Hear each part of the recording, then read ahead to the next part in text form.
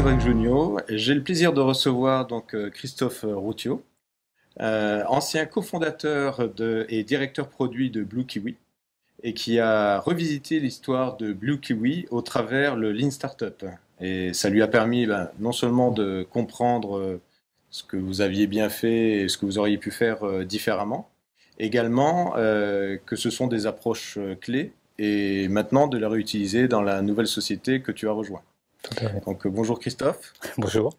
merci de prendre du temps pour justement nous parler de ton histoire. Qu'est-ce que tu as appris avec le Lean Startup? Qu'est-ce que ça a changé dans ta manière de voir les choses? Mais disons que quand le Lean Startup est sorti, l'histoire de Blue Kiwi était déjà bien avancée, Mhm. puisque c'est un projet qui a démarré dans la tête de ses fondateurs en 2005.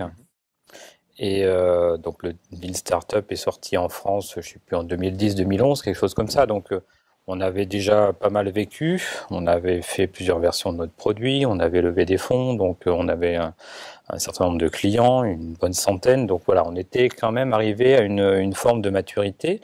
Mais malgré tout, on fait des erreurs, on fait des choix qui s'avèrent ne pas être les bons.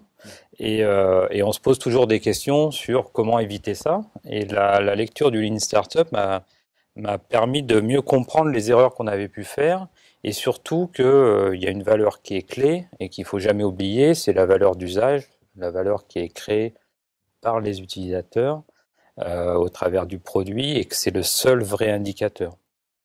Donc ça, c'est devenu quelque chose qui est ancré dans maintenant tous les projets que je mène.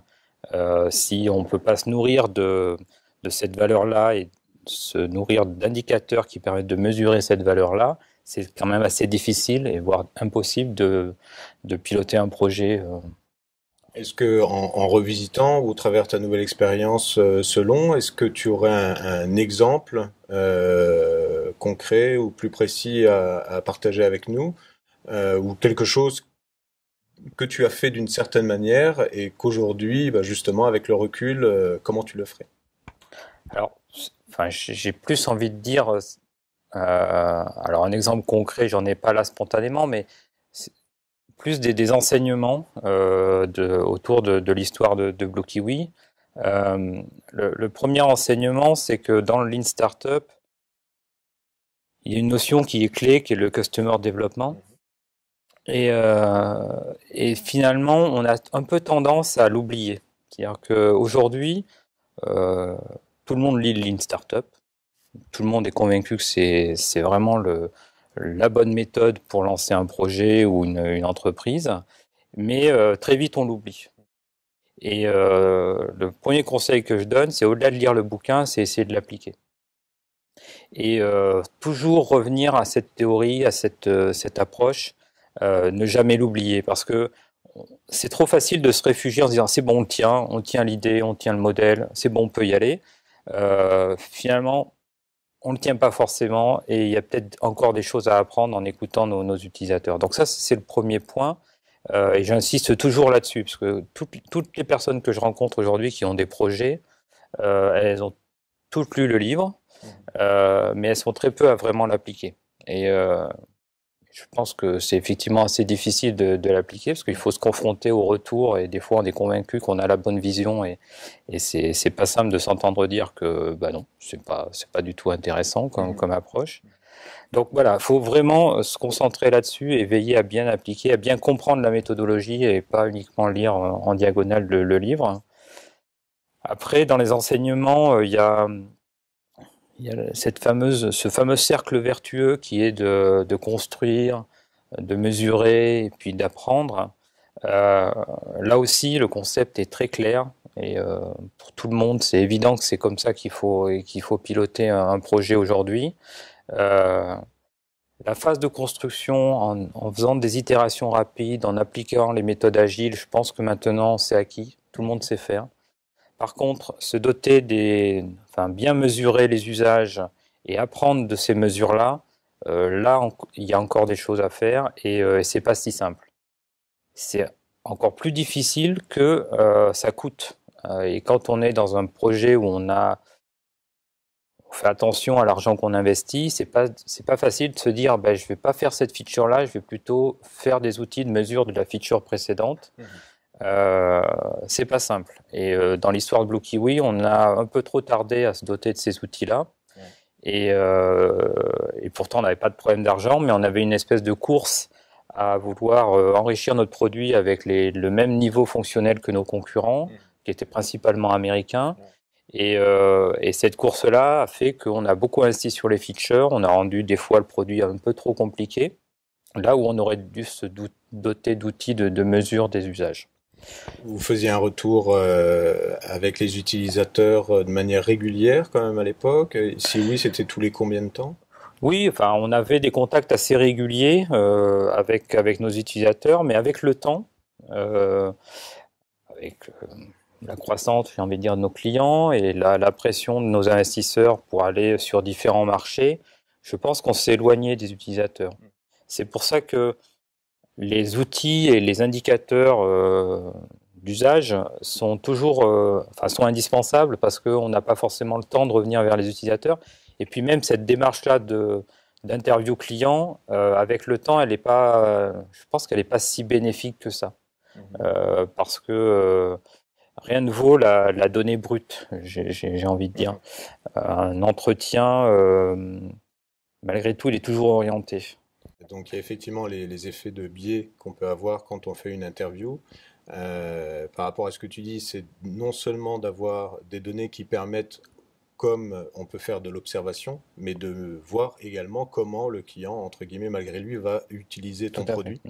Et pour pouvoir justement croiser ça entre l'observation, les données qu'on peut récolter et les interviews, tout en faisant extrêmement attention aux biais. Je te rejoins sur dès qu'il faut tester un nouveau concept, un nouveau socle de fonctionnalités qui permet d'aller vers des nouveaux cas d'usage. Là, on peut revenir vers le client et là, on peut réappliquer la méthode du Lean Startup avec des prototypes simples et initier la conversation. Et c'est même indispensable. Mais dès lors qu'on a un produit qui tourne et qui est utilisé, il faut se contenter, enfin, pas se contenter, parce qu'on apprend toujours à discuter avec nos utilisateurs, mais il faut se nourrir de ce qu'on apprend au travers des chiffres. C'est pas simple, c'est même très compliqué parce que ça fait des quantités de données qu'il faut croiser avec des profils d'utilisateurs, mais je trouve que c'est la seule manière de vraiment piloter la croissance du produit. Parce que là, vous étiez à plusieurs milliers d'utilisateurs. Oui, bien sûr, on a très vite, on a atteint des dizaines de milliers d'utilisateurs assez vite. Après, toujours pareil, il y a des utilisateurs, ceux qui ont un compte et qui se connectent une fois par semaine et ceux qui l'utilisent tous les jours. Là aussi, c'est des enseignements qui sont riches. À tirer, oui. Et de revisiter justement le Lean Startup, qu'est-ce que ça a eu comme impact sur toi? Qu'est-ce que ça a transformé? Déjà, ça m'a remis dans le droit chemin, j'ai envie de dire. Parce que c'est vrai qu'au début de l'aventure de Blue Kiwi, on était très sensible à nos clients et aux usages qui faisaient du produit. Parce qu'on n'en avait pas beaucoup, et puis c'était les premiers, donc il y avait un attachement assez fort à eux, et ça nous a aidé vraiment à construire les premières versions du produit. Puis avec le temps, après les levées de fonds, et puis le fait qu'on regardait beaucoup nos concurrents et qu'on discutait plus avec des analystes qu'avec nos clients, on s'en est éloigné. Et le fait de lire et de relire le Lean Startup et tout ce qu'il y a autour m'a conforté dans le fait qu'il fallait toujours revenir à l'utilisateur et à ce qu'il faisait du produit et quelle valeur il percevait du produit et faire attention à tout ce qu'on pouvait construire autour, que ce soit avec du bon marketing ou en écoutant les analystes ou en regardant les compétiteurs. C'est vraiment il faut se concentrer, c'est la seule valeur, le seul indicateur qui fait foi. Et je crois savoir que ça n'a pas que agi sur toi, c'est que maintenant tu réutilises ça pour en faire bénéficier d'autres et d'autres projets, c'est ça? Oui, tout à fait. Là, l'aventure de Blue Kiwi s'étant terminée pour moi, j'ai rejoint un autre produit, un autre projet avec un autre produit. Clairement, le lean, enfin, toutes les approches lean seront autour de ce nouveau projet, puisque l'idée, enfin, je prends la tête d'un composant qui n'existe pas aujourd'hui, qui est rajouté au sein du produit. Je vais monter une équipe pour faire ce développement-là. Et je veux effectivement prototyper, tester les concepts en suivant le lean. Même si le produit existe déjà avec des utilisateurs, ben, je vais me saisir de cette chance-là, de cette base installée-là, pour pouvoir tester ce concept et tester ses choix et valider les priorités. Alors, c'est intéressant ce dont tu parles parce que souvent, bon, il y a les nouveaux projets sur lesquels on peut intervenir, mais souvent quand un projet est déjà lancé ou est déjà avec une première version, on me dit oui, mais tu sais, d'appliquer comme ça va pas être évident ou comment est-ce qu'on fait pour pouvoir l'appliquer? Et donc là, justement, ce que vous avez fait, c'est que vous avez segmenté différentes parties ou là, une évolution particulière du produit que toi, tu vas opérer entièrement en Lean Startup, c'est ça? C'est ça. Alors, pareil, hein, c'est l'intention. Ouais, bien sûr. Peut-être que dans quelques mois, si on se revoit, je te dirais que j'ai eu du mal. Mais oui, enfin, disons qu'aujourd'hui, je vois mal comment faire ce type de développement, faire des choix en termes de priorité, enfin, prioriser les développements. Je ne sais pas comment le faire autrement. Et si je le fais autrement, ça sera forcément avec le souvenir des erreurs passées, en me disant, OK, là, on se fait plaisir, autour de la table, on est tous convaincus que c'est une super idée, mais peut-être que ça répond à aucun besoin. Et dans ce cas-là, on va se retrouver avec un socle fonctionnel qui aura été développé, qui devra être maintenu, parce que sur les quelques milliers d'utilisateurs, ben, il y en aura peut-être une centaine qui l'utiliseront, donc eux, ils ne voudront pas qu'on enlève la feature, donc on se retrouvera à la garder, à la conserver, et ça aura un coût de maintenance pour finalement une valeur créée assez petite. Donc oui, c'est... après, une fois de plus, hein, c'est facile à dire, quand on est dans un contexte existant, il y a toujours des difficultés, il y a des clients influents qui vont dire ah non mais c'est ça que je veux, et puis ben, comme c'est ouais, voilà, il y a la théorie est très belle, appliquer la théorie dans la réalité est toujours un peu plus difficile. Une dernière question. Que dirais-tu à quelqu'un qui se dit ah tiens les startups pourquoi pas mais qui hésite encore? Bah, déjà je sais pas si ça existe ça. Non, enfin, Je peux t'en présenter deux, trois. j'ai envie de dire, quand on lit le livre, ou alors le Lean Startup en lui-même, ou d'autres livres qui ont été écrits autour, c'est assez limpide, et je me dis qu'on a quand même du mal à se dire que ça n'a pas de sens. Mais après, je pense que dès qu'on veut l'appliquer, on se rend compte de la difficulté, et c'est là où finalement peut-être que certaines convictions se perdent. Parce que c'est vrai que c'est difficile à appliquer. Alors, j'insisterai pour déjà, j'aime toujours prendre mon histoire, enfin l'histoire de Blue Kiwi, parce que je ne suis pas le seul dans cette histoire-là, pour nourrir et expliquer pourquoi c'est important. Ouais.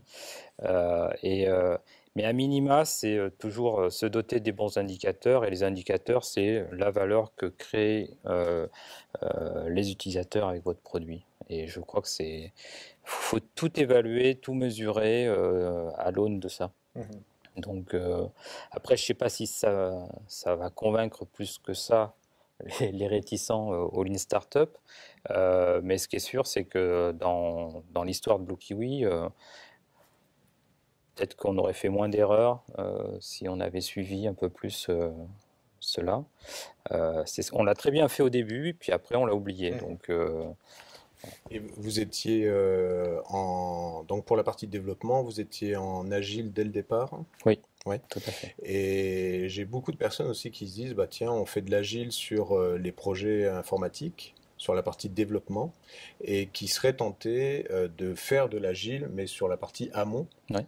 Est-ce que tu aurais quelque chose à dire sur l'agile versus pourquoi le Lean Startup? Pourquoi tu n'as pas fait de l'agile sur l'ensemble du projet, tu vois? Quelle différence il peut y avoir entre les deux? Euh, alors déjà, l'agile, ça fait partie de mes autres marottes. Je pense qu'on peut l'appliquer à tous les départements de l'organisation. On peut faire du marketing agile, on peut faire de la finance agile, puisque c'est un sujet que j'aime bien aujourd'hui, puisque la société que j'ai rejoint travaille sur, a une approche et un produit surtout qui permet de faire de la planification agile. Mais ce que je veux dire, c'est que l'agile, c'est de l'humain, en fait. C'est travailler ensemble, en équipe, s'engager sur des objectifs atteignables ensemble. Donc ça, je pense qu'on peut l'appliquer à tout. Donc une phase amont, pourquoi pas? Dans tous les cas, je n'ai pas envie de dire que c'est un précepte religieux ou, ou quoi que ce soit, mais on peut vraiment l'appliquer à tout. J'aime bien dire que c'est du bon sens paysan, en fait, l'agile. Et donc on peut l'appliquer. Et le Lean Startup, ce n'est qu'une interprétation, une déclinaison de ça. Alors je sais que les militants du Lean ont les bons arguments pour dire que Lean et agilité, c'est pas la même chose. Malgré tout, il y a des choses qui se retrouvent dans les deux modèles. Et pour moi, c'est la meilleure façon d'avancer aujourd'hui dans le contexte actuel. Bien, merci beaucoup Christophe, merci d'avoir regardé la vidéo et d'avoir passé ce temps avec nous. Donc à une prochaine fois et passe une bonne journée. Merci beaucoup, au revoir.